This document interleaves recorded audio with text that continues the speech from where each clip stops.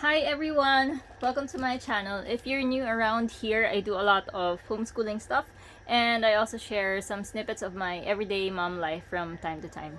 So for today's video, I'm very excited because this project has been a long one because so many things happened in my life and I really wanted to finish this back in April, I think April or May. I wanted to finish this right away because this is a gift for my friend who has a son who is on the spectrum. So he is in the autism spectrum.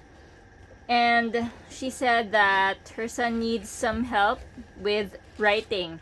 And so I talked to her about it, and then I also asked Doc Grace of I also asked her for advice on how to tackle this project, on what activities I should make for the child. And so this is the result of that quote-unquote hard work. Yeah, it is hard work because these are not downloads. I made all of them from scratch, and some of the images are purchased.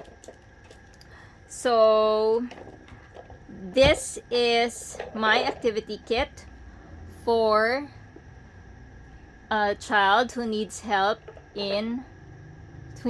writing. So these are pre-writing activities. Most parents complain that a lot of parents complain that their child is tamad magsulat. They're lazy to write. It's not that the kids are lazy. Most of the time, like I think 90% of the time or 95% of the time, it's because the child's fingers are not strong enough to support the pencil, to hold the pencil. And a lot of kids, especially those in public schools, they are not taught the proper way, the step-by-step way on how to write. Because you start with fine motor work. You need to start with grip strength and fine motor skills. You need to strengthen these skills in kids before they start writing. And most kids, especially those in public schools, they are not taught that way. When this is based on my experience, by the way. When I was in kinder, well, it's a good thing that I was already writing. What the teacher would do is they would just tell you to copy what's on the board. They will tell you how to write, how to draw a circle or a line, and then you need to do it right away.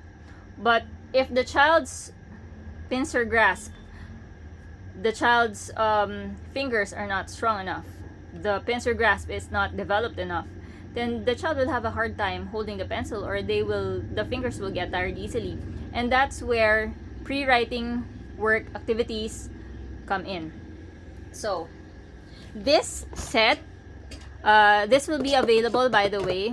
Just stay tuned until the end of the video and I will tell you details about it, okay? So this set includes this guidebook, and it tells you the activities. So it has the title of the activity, and then the objectives and key skills for each activity, and then the materials that you need, and then step-by-step instruction on how to perform the activity.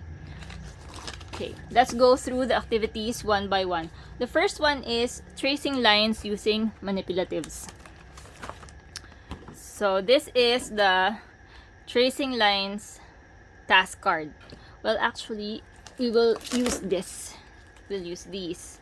Oh, this is dinosaur theme, by the way, but Doc Gray said to put in one card with a familiar everyday animal. So for them, they have dogs. So that's what I put here. There's a dog here. For this activity, you will need the task cards, and then you will need a bowl, and also some manipulatives, in this case some river stones. Then what you do is you pour the river stones in a bowl. Oh, by the way, before starting any activity, I would recommend that the child have a learning mat, such as this one, a learning mat or a Montessori mat if you have it. If you don't have it, any plain mat will do. Or if you have a plain placemat, a big one, that will do also. So make sure that there's no clutter. For this video, we have some clutter because I have very limited space here. And then this is what we will do. So put a task card in front of the child, and then the bowl of manipulatives, and then ask the child to connect the dinosaur to the egg by using manipulatives. So the child needs to put all of the river stones on top of this dotted line. Then make sure that there are no spaces in between. This is very good fine motor skills practice because those little fingers get to work. Then there we go. And then the child needs to do it for all of the cards. Do it one by one, okay? It's very important to do it one by one, especially if you have a child with special needs. Just one by one.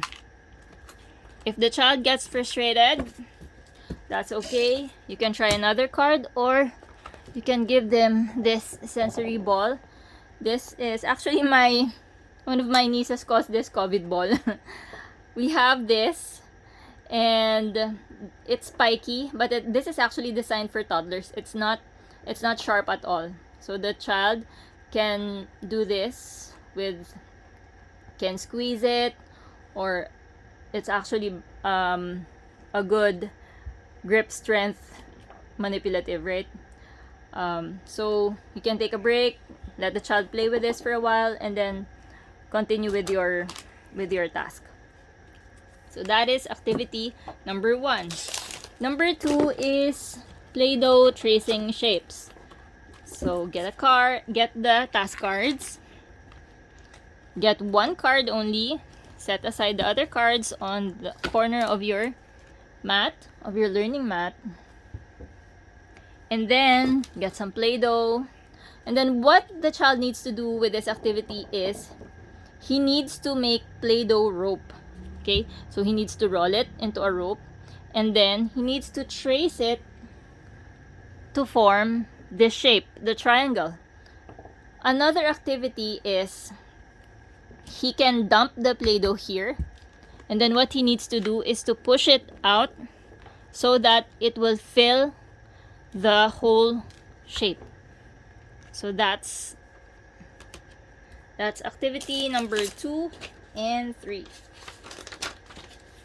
The next activity is tracing sand.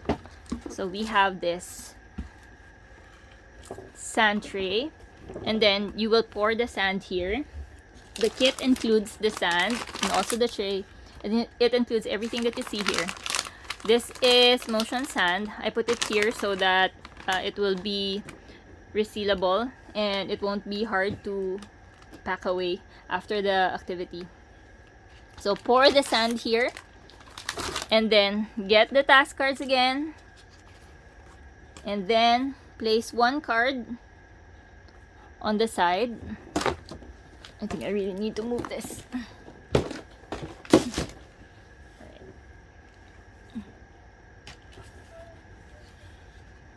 Place this on the side, and then ask the child to trace the line with his or her finger. So the child will do this. And then ask the child to draw that same line on the sand. So the child needs to do this. Again, one by one task card at a time. The next activity is tracing lines using a pen or a marker. Oh, I forgot to get a dry erase marker, but it is included in this kit. So give this to the child, and then ask the child to connect the dinosaur to the egg. Okay, using the marker. So he or she needs to trace the lines. Next activity is a dino sticker scene. Did you know that stickers are a very good tool to develop neat pincer grasp. That is what kids need to hold a pencil in order to write properly. And a lot of parents think that stickers are a waste of money, but they are very good teaching tools. We still have a lot of stickers in my stash because I use them still from time to time. My son is already 9 years old. He will be in 5th grade next week. And I still use them for a variety of lessons. So for this activity, we are using stickers to improve to develop their neat pincer grasp, their fine motor skills. So I won't open this anymore as this is a present. Open it, then lay out the sticker scene, then give the sticker sheet to the child, and then ask the child to decorate the scene. So if you have a child on the spectrum and they're not very verbal, this is also a good talking prompt. So you can ask the child what color is the dinosaur, or if the child knows the names of the dinosaurs but they cannot pronounce it. So maybe you can say, can you point to the T-Rex? Where is the T-Rex? Or where is the Stegosaurus? Or where is the Triceratops? Or what is the color of the T-Rex? Where is the volcano? Ask questions to encourage your child to talk, even if it's just a one-word answer. That would be great, right? So, what are these? Maybe he or she will say eggs. So this has a lot of teaching and learning potential, by the way. If you don't have sticker scenes if you have little kids, preschoolers, toddlers, lower elementary grade kids, I highly recommend sticker scenes because they are great storytelling prompts, writing prompts. You can use them for story time. You can use them for arts and crafts, of course, for other creative things. And so, highly recommend this. And then the last activity in this set is a Dinosaur Sensory bin.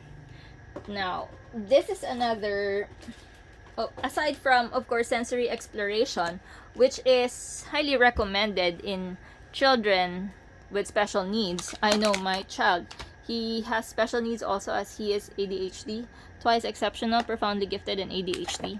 So we have a lot of sensory bins. I have a lot of sensory bin activities. He still does them from time to time because and I highly encourage him because they are very good fine motor work practice. I'm gonna say this again. If you're a regular in my channel, I'm sorry because this is gonna annoy you probably, but there was a study made wherein they tested elementary school kids, and they found out that kids who have developed fine motor skills, they are the kids who read better, they comprehend better, and they did better on their tests. This was from grade 1 to grade 6. And so I highly recommend practicing your child's fine motor skills, developing your child's fine motor skills until 6th grade so that they can do better in school. So what you do with this activity is you get the sensory bin, put it on top of a placemat, not on a cloth mat because it will be hard to clean if the sand goes everywhere. So placemat, and then pour the sand, and then get some river stones maybe, put it around, and then if you have like small trees from the aquarium, or I don't know, like for gardening, because some people have small gardens, right? And they put these little trees in them. Or if you have small trees from your other toy sets, then use them, and then just decorate the dinosaur habitat, and then put the dinosaurs all around the habitat. And then get the bowl. Put the bowl in front of your child. We need to keep the river stones.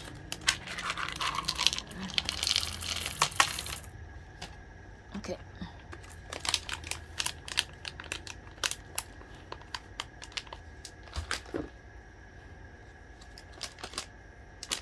And then put the bowl here. Then ask the child to pick up each dinosaur using the tweezer, and then put them in the bowl. The more dinosaurs you have, the merrier. For this set, it includes 1, 2, 3, 4, 5, 6, 6 dinosaurs, and then you can even ask the child to pick up the trees or whatever manipulatives or toys that you have, small toys that you have. This works with, if you have girls, Shopkins, that would be great. And if you have boys, Super Zings, if you have them. And then any small manipulative. So, to extend this activity, again, you can use this as a talking prompt. Ask the child about the colors of the dinosaurs. Ask the child to describe the habitat that you made, to count how many trees are there, how many dinosaurs are there. So the teaching possibilities are limited to your imagination. And that's it. This concludes the whole dinosaur pre-writing activities kit.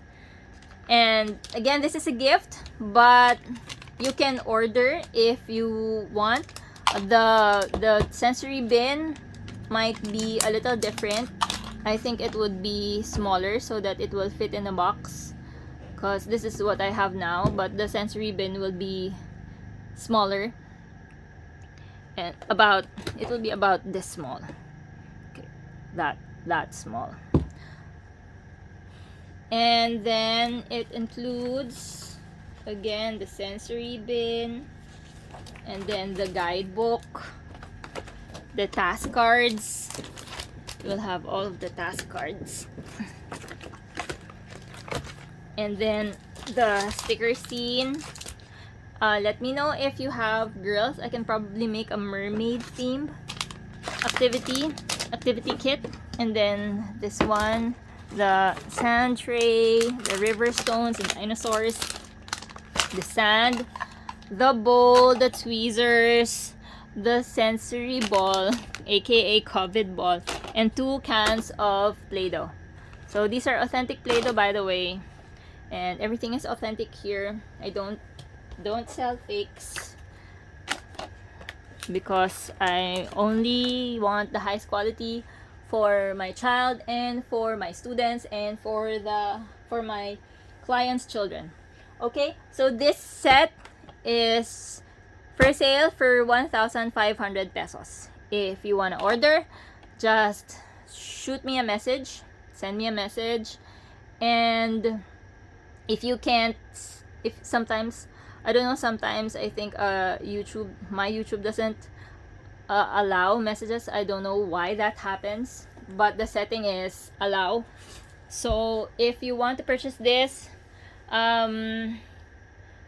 you can look for Homeschool Resources Philippines over on Facebook. Better yet, join that group if you're homeschooling. If you're distance schooling, then that's okay. Just be sure to answer all of the questions, and then or mention in one of your answers that you want to purchase this activity kit, and then just send me a private message. That's it. So I hope you guys learned a lot from this video. I hope you like this activity kit. I hope this will be helpful, especially if you have special needs children, because for my friend, her son is, like most kids are, they're so into gadgets. And just a few days ago, I spoke to one parent who did some panic buying of arts and crafts activities for her child to avoid a lot of screen time. So the child got a little bit sick, and then so she needed to stop her regular activities, and she was allowed to have some screen time, but the mom wants to stop that now, and so she asked me for some activities for her child. And so my friend's child is also like that. He's very into gadgets, and we all know what gadgets do to developing brains, right? Especially to brains who are not neurotypical, who have special needs, brains that have special needs, right?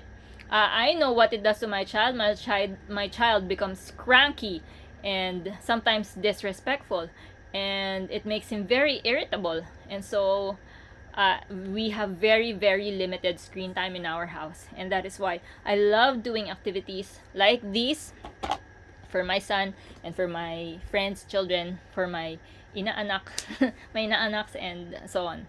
So, if you want more activities like this, more ideas, please like this video and subscribe. Thank you guys. Bye.